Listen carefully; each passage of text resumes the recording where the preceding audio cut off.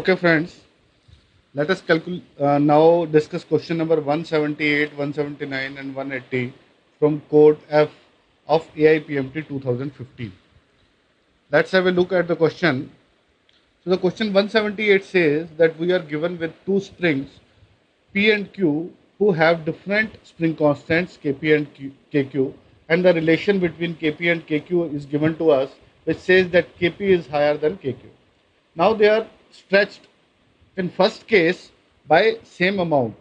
So what does the same amount means here? That we are stretching the spring by same displacement for both the springs. And in second case B, what we have done, we have applied the same force on both the springs. Now what we have to calculate, we have to find the relation between work done on the springs WP and WQ in both the cases, and we have to find that how the WP and WQ are related to each other. Okay, so now we know that if there is a spring which is in its relaxed state and we stretch it by some amount, say let's say we stretch it by displacement x, the work done to stretch the spring by amount x can be given as half of kx square, where k is the spring constant. And if we are suppose we are applying a force F on it, then after the displacement x, when it is in equilibrium position, we can say that the external force F and the restoring force by the spring kx both will be equal to each other. So we can say F will be equal to kx. Okay, so now let's see at the question and we take it by case. Okay, so in case A, we have stretched both the springs by same amount. So let's say the displacement in both the cases is equal to x, and we can directly say the work done on spring P will be equal to half kp into x square, and the work done on spring Q will be equal to half kq into x square. Now, as we know, the relation between Kp and Kq is given to us using these two equations. By looking at these two, we can say that work done on spring P will be more than the work done on spring Q. Okay, so let's now take case B, in which we have applied same force on both the springs. Let's say the applied force is equal to F. Now the F will be equal to, using this formula we can say it will be equal to x kp into xp, and this will be equal to kq into xq. Please note that the displacement in this case will be different for both the springs because their spring constants are not same, they are different. The displacement will be actually inversely proportional to the spring constant. Okay, so from this equation we can say xp is equal to F divided by kp, and similarly xq is equal to F divided by kq. Okay, so now using our formula, work done on spring P will be given as half kp into xp square. Using the value of xp which we have calculated earlier, we will get half of kp into F square divided by kp square, which will be equal to half of F divided by k, F square divided by kp. Similarly, we can say work done spring Q will be equal to half of F square divided by kq.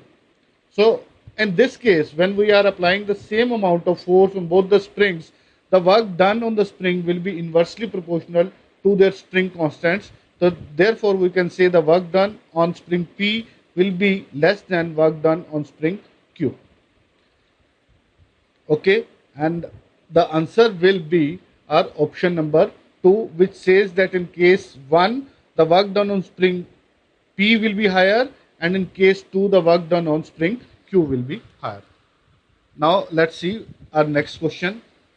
Okay, a conducting square frame of side A and a long straight wire carrying current I are located in the same plane.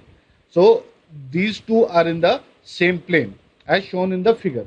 The frame moves to the right with a velocity of v. Now we have to find what will be the EMF induced in this square frame due to the movement of this frame towards the right side. Okay. So how we will calculate it? We know that the induced EMF will be equal to rate of change of flux. Okay. So what we have to do to find this? We have to calculate what will be the flux through this complete square. The flux is given as B into A, but the value of the magnetic field due to this long current carrying wire will vary from this point to this point. It will keep on decreasing. So how we will calculate flux? We have to integrate the value of B from one end to the another. Okay. So let draw the figure once again. So this is our current carrying wire and we are given with the square frame. Okay. And the frame has a side of A.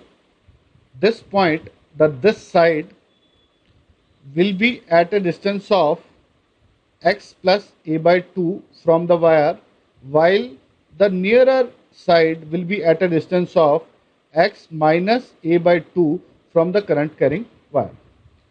Now we know that at a distance of r,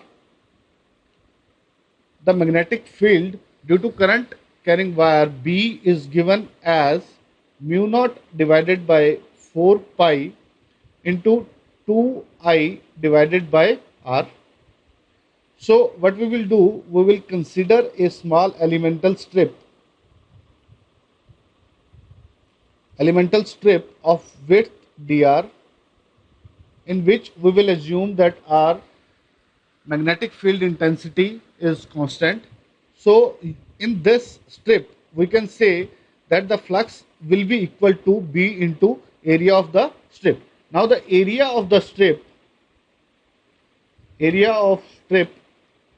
will be equal to its width, which is dr, into its length, which is equal to A. So area will be A dr.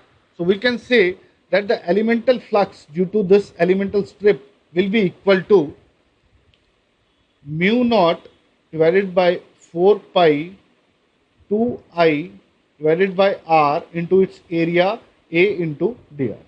Now to find the complete flux, we have to integrate on the both sides, and the limits will be from x raised to power minus x minus a by 2 to x plus a by 2.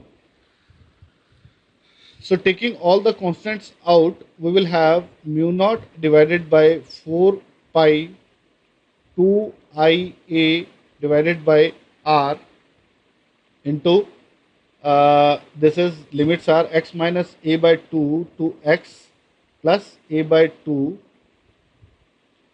and we will have dr divided by r. The integration of dr divided by r will be equal to ln r. So let's say that this complete value, which is a constant, I denote it by capital K. So this is K into ln r, where the limits for r are given from x minus a by 2 to x plus a by 2. Now using the property of natural log, I can say phi will be equal to K into ln of 2x plus a divided by 2x minus a. Okay. So now the induced EMF will be given by minus d phi by dt, which will be equal to minus k into derivative of ln 2x plus a divided by 2x minus a. Now let's take the derivative of this. The derivative of ln will be equal to 1 by x. So what I will do, I will reciprocate it, and the value will be minus k into 2x minus a divided by 2x plus a. Now using the chain rule, what we will get, 2x minus a whole square And now further calculating the values, we will have 2 into 2x minus a minus 2 into 2x plus a. Okay, so it will be 2 into 2x minus a minus 2 into 2x plus a into dx by dt, which is given to us as v. Okay, so simplifying it further, we will have k, and cancelling this one term of 2x minus a, we will have k into 4a divided by 2x plus a into 2x minus a. Using this equation, we can say the EMF will be directly proportional to 1 divided by 2x minus a into 2x plus a, which is our option number 3. Okay, now moving to next question. A particle of mass m is driven by a machine that delivers a constant power of k watts. If particle starts from rest, the force on the particle at time t is.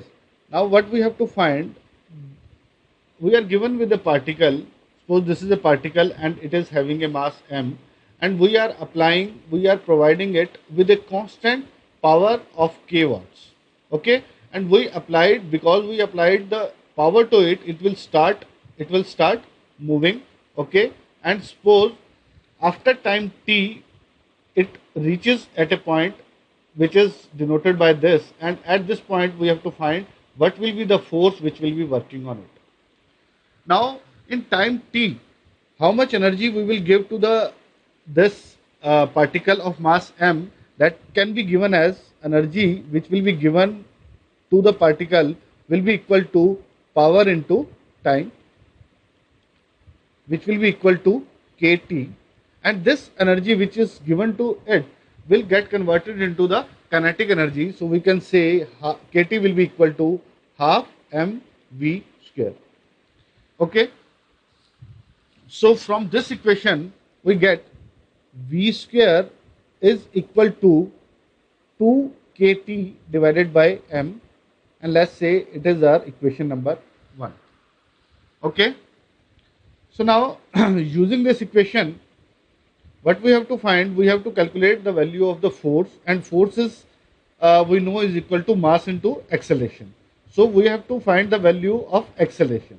For finding the acceleration, what we have to do, we have to differentiate velocity with respect to time. So let's differentiate equation with respect to t on both the sides. What we will have 2v into dv by dt will be equal to 2k divided by m, and this is actually v into a divided by k divided by m.